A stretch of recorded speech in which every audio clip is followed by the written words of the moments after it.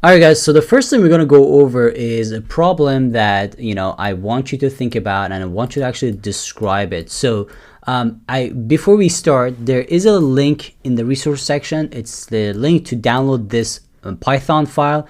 This is essentially all the practices that we're going to be doing in this section. So download it, and you see the entire code in this file is in comments, and you're going to uncomment it each time that we need it. All right, so in this case, I'm going to actually uncomment this. So this is actually a problem that we have right now, and I want us to actually debug it, but I want us to actually look at it real quick. So one of the things is that when you're debugging a code, you want to actually understand what is this code doing so you can actually solve the problem.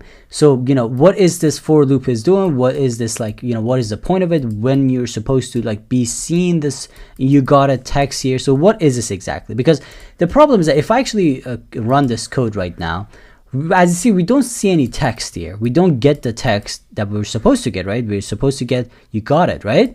Because again, this for loop is going to range through this number, and if we reach the 20, we should get this text, but we're not getting it for some reason. So think about it. Think about why we're not getting this, text that we're supposed to be getting. What is the problem? So again, the reason I want to talk about this is I want you to think about how this code works. So describe the problem. So just think about how this code is working and what is causing this, and think about how you can solve this. So I'm just gonna want you to pause the video real quick and think about how you can solve this, and we'll get back to this.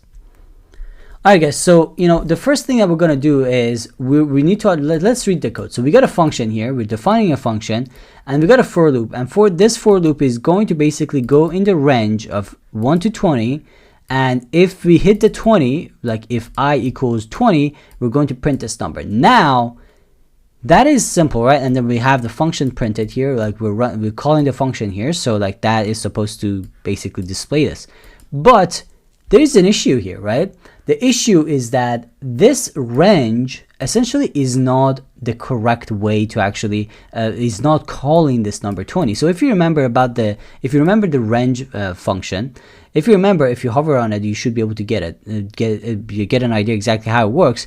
So this essentially is going to range through two numbers or a few numbers, but the difference is that the last number that you see here is actually not included in this range. So this is essentially going to go from 1 to 19, not 1 to 20. That's why we actually never hit the number 20. So if I change this to 21, we should actually get this, and if I print this, there you go, we're going to get the you got it text here. So that's how we actually solve this problem, again, by just going through the code and understanding what it does.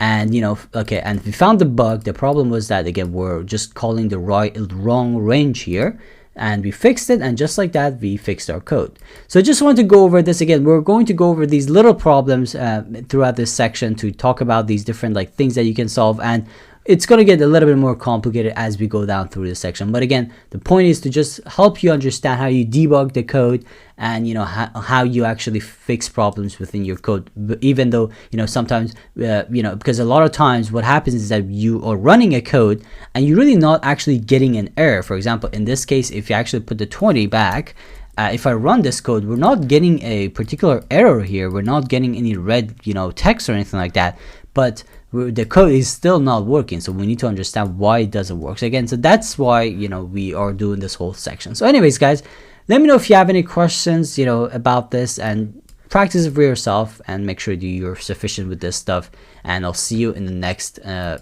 video.